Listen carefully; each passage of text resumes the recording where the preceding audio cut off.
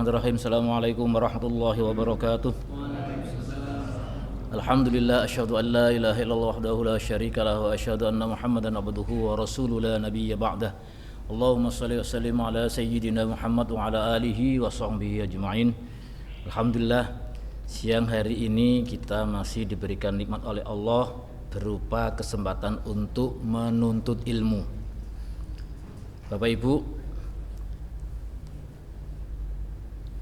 Bapak Ibu tuh seneng gak kalau bisa mendapatkan bulan Ramadan? Seneng gak? Seneng banget. Bisa menikmati bulan Ramadan, bisa puasa di bulan Ramadan, seneng ya? Mas Fakih seneng? Seneng banget. Tapi ketika bulan Ramadan sudah berjalan separuh bulan, Pak, kita ucapnya alhamdulillah sudah dapat separuh atau innalillahi puasanya hilang separuh.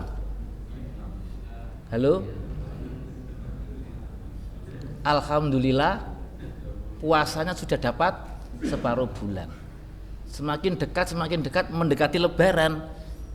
Innalillahi apa alhamdulillah, Pak? Alhamdulillah besok wis bodo. Kok yoyo? Wah, aku seneng iki puasa Ramadan. Wah, seneng banget dapat ini. Halah dinteni wae. Setelah dapat 1, 2 hari, 3 hari, 4 hari, mulai cerita dengan temannya. Alhamdulillah ya, puasanya dapat 5 hari ya. Alhamdulillah. Jadi kita tuh antara yang diucapkan dengan rasa yang dirasakan tuh berbeda, Pak. Rasulullah itu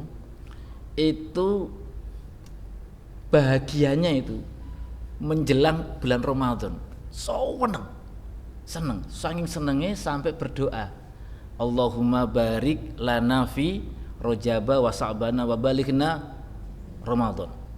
Saking berharap besok ketemu lagi bulan Ramadan.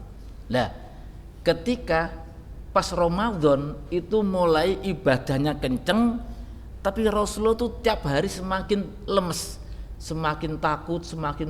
Karena apa? Satu hari kehilangan kekasihnya.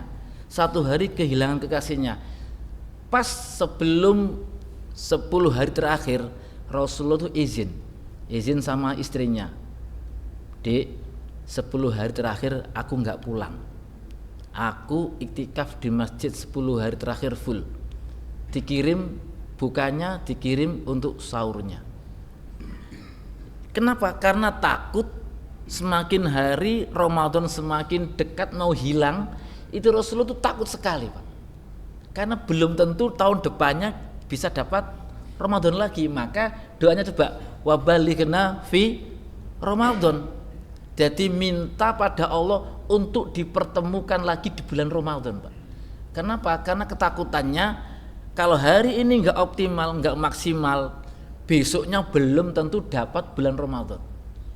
Nah, jika jenengan izin ke istri panjenengan nggih, Pak, Bu, 10 hari terakhir ini Ramadan ini aku enggak pulang. Kira-kira bojo jenengan seneng apa senep? Seneng sisan, Pak, saulan muput.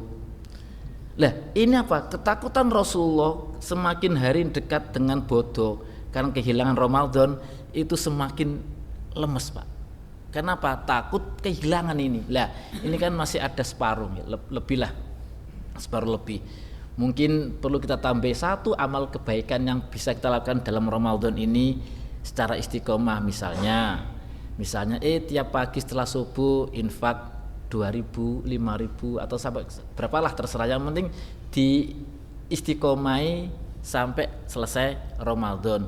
Lah terus, Pak, setelah Ramadan ya diteruskan lagi. Yang penting misalnya yang belum pernah ngaji, coba ngajilah 1 ayat, 2 ayat, 1 hari di istiqomah mawon. Misalnya surat-surat pilihan pendek-pendek. Bismillahirrahmanirrahim. Alif lam mim. Shadaqallahul azim. Besok lagi Bismillahirrahmanirrahim. Nun. Shadaqallahul azim. Timbang gak ngaji blas. Dipilih ada Alif lam mim, Nun, Yasin, Alif lam ra, shad. Sakarepmu pokoknya. Yang penting ada nilai kebaikan yang kita lakukan di bulan Ramadan yang sisa ini. Nggih. Itu yang kedua, Bapak Ibu. Ini belum ngaji ya, baru mukadimah ya. Mukadimah ini biasanya saya itu sampai setengah jam, Pak. Ngaji ini 5 menit. Jadi ngaji dengan saya itu harus diniati golek ilmu. Harus dengan saya diniati cari ilmu. Kenapa?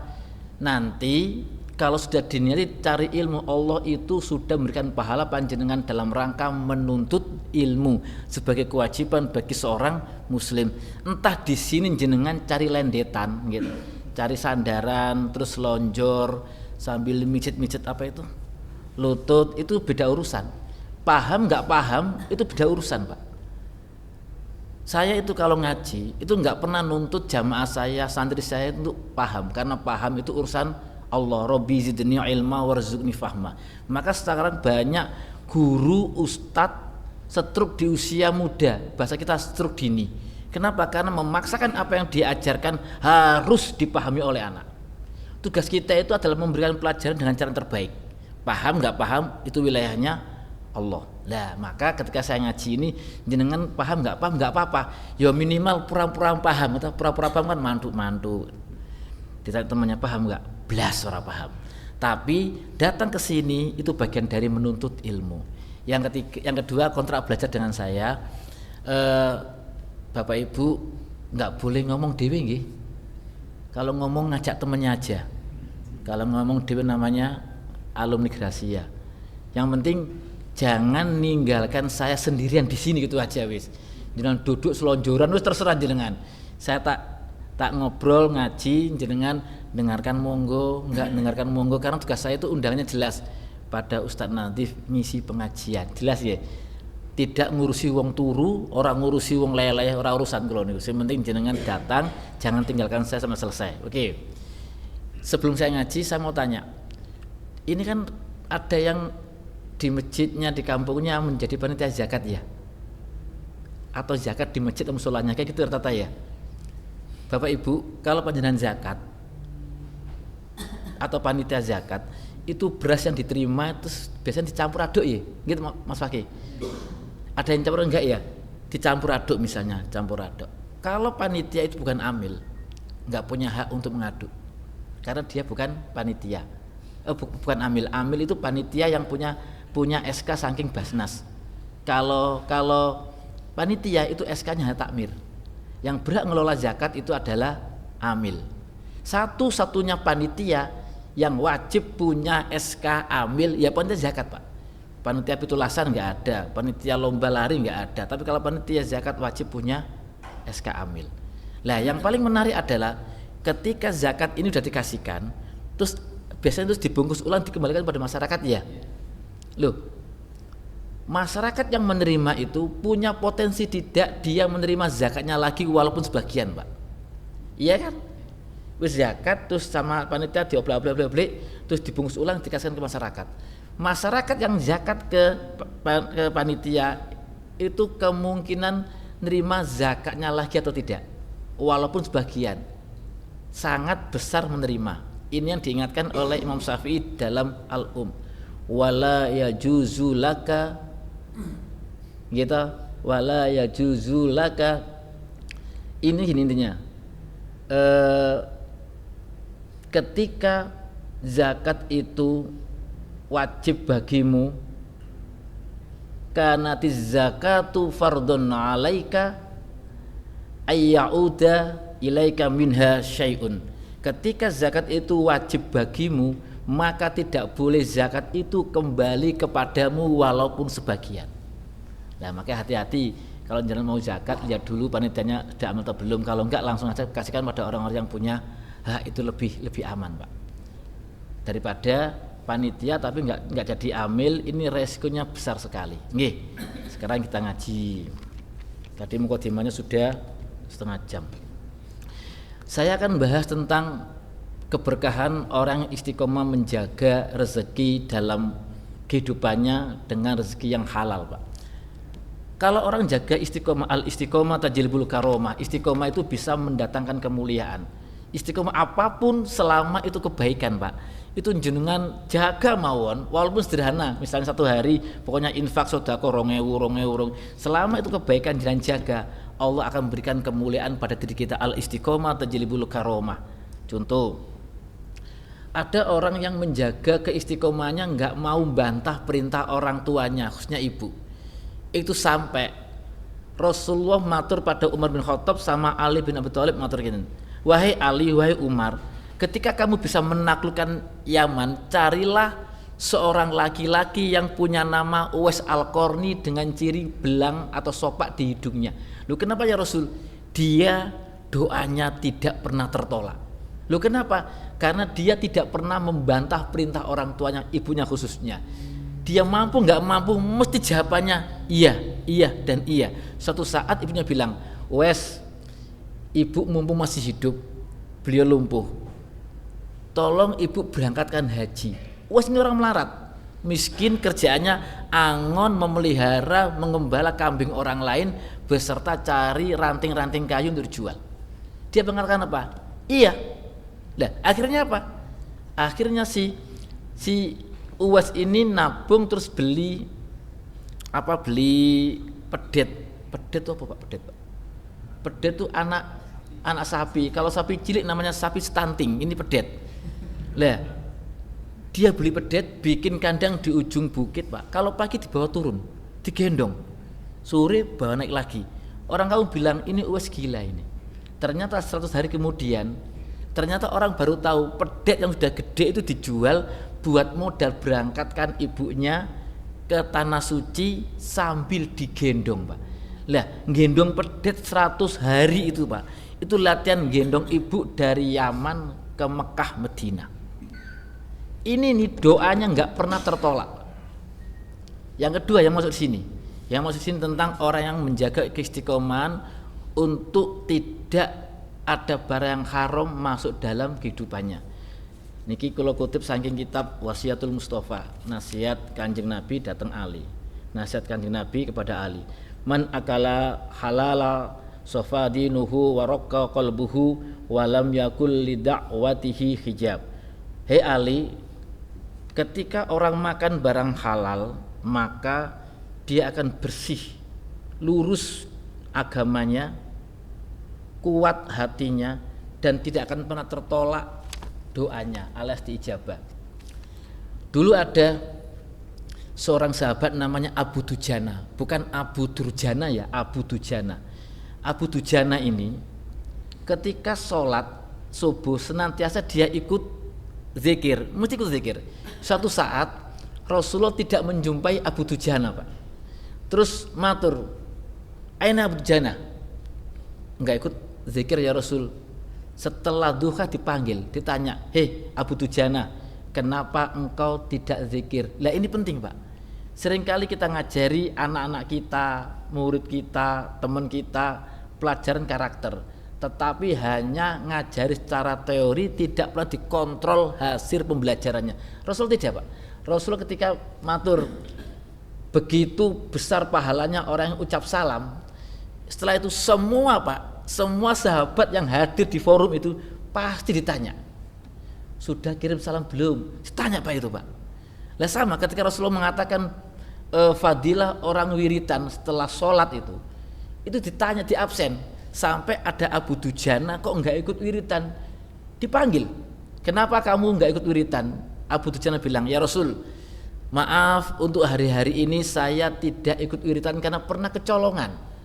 Nah, kenapa? Ketika saya ikut wirid, saya pulang, saya menjumpai anak saya sedang mengunyah buah kurma, sedangkan saya ini enggak punya pohon kurma. Akhirnya jari saya masukkan ke dalam mulut anak saya. Bahasa Jawa ini apa Pak? Dilogok. Bahasa Jawa kan dilogok, tapi bahasa Indonesia adalah memasukkan satu jari kepada mulut untuk mengeluarkan isi perut. Lah kan Jawa banget gitu. Logok gitu aja. Dilogok.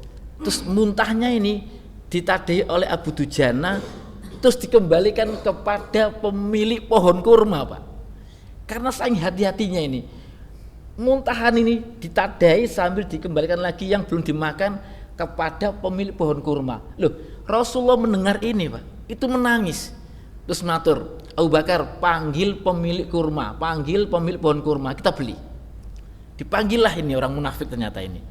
Ketika dipanggil dia bilang, hei, kurmamu akan kami beli. Oh enggak boleh. Kalau Rasulullah mau beli silakan, tapi cash. Kenapa kok orang ini bilang cash? Karena Rasul tahu, Rasul itu orang yang tidak pernah membawa harta dalam rumahnya, Pak. Duit dum-dum nggih, duit dum. Persis ke awake dhewe ta, Pak. Duit mlebu, orang metu malah mlebu. Lah ini tahu orang munafik kalau Rasulullah ini tidak pernah menyimpan harta benda di dalam rumahnya. Akhirnya Abu Bakar bilang, "Ya Rasul, aku yang membeli untuk engkau." Dibeli akhirnya itu dengan harga yang mahal. Orang munafik ini pulang tertawa karena punya pikiran gimana mau mendapatkan kurma. Uang kurma ini ada di pohonnya, ada di teras rumah saya.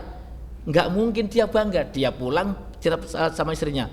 Dek, ternyata orang-orang masjidan Muhammad dan teman-temannya itu tidak cerdas sama sekali.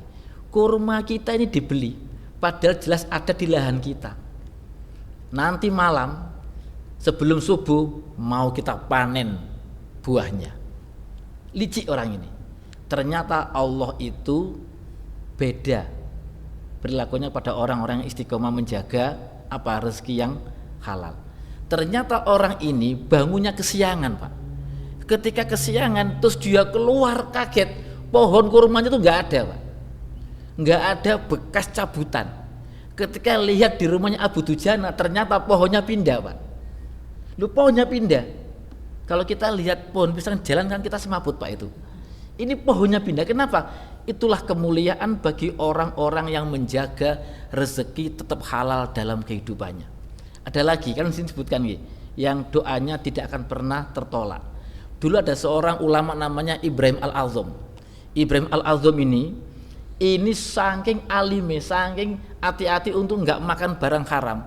Itu sampai punya kemuliaan bisa mendengar malaikat dialog.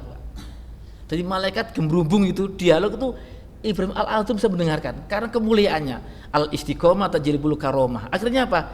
Suatu saat setelah pulang haji, Ibrahim Al-Azham ini mau balik ke Palestina, membawa dia beli buah kurma itu. Ketika beli ditimbang, Ibrahim itu lihat 2 biji kurma itu jatuh ada di bawah timbangan. Pikirannya adalah ini adalah buah yang sudah aku beli kecer. Setelah dikasihkan sama Ibrahim, terus 2 buah kurma diambil, dimakan. Kalau kita kan bener ya, merasa bener ini mesti tak tuku terus kecer gitu. Dimakan. Setelah dimakan, baliklah dia ke Palestina. Ketika masuk di Masjidil Aqsa, malaikat itu gembrumbu, dialog. Ini loh manusia yang doanya nggak tertolak. Ini loh orang yang beriman luar biasa. Ternyata ada malaikat yang bantah. Enggak. 1 tahun kemarin sampai sekarang doanya tidak pernah diterima. Ibadahnya menjadi ibadah yang paling lemah. Kaget. Lu kenapa? Karena dia makan buah kurma yang bukan miliknya. Kaget. Loh, berarti yang dulu tak makan 2 biji itu bukan milik saya. Akhirnya Ibrahim Al-Azham balik ke Mekah mencari bakul, Pak. Mencari bakul kurma itu. Ketemu bakul, ketemu warungnya tapi nggak ketemu orangnya.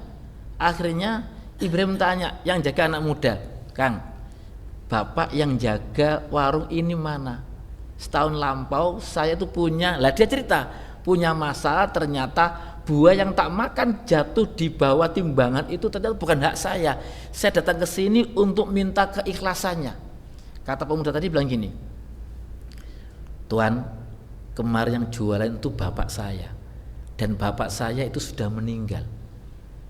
Lah ini saya adalah anaknya." Apa kata Ibrahim? Aku minta keikhlasanmu terhadap 2 buah kurma. Kita kan gampang, Pak, seringnya, Pak. Alah kursi gue, alah kurungnya gue aja. Tapi ini masalah ternyata, Pak. 1.000, 2.000 kalau itu pun bukan milik kita, Pak, tetap hukumnya adalah hak orang lain. Lah Ibrahim Al-Azham matur, "Saya minta keikhlasannya." Kata anak tadi, "Tuan, saya mengikhlaskan sebagai hak waris, tapi saya masih punya saudara banyak yang juga punya hak waris." Akhirnya Pak, Ibrahim Al-Azham itu minta alamat, Pak. Minta alamat.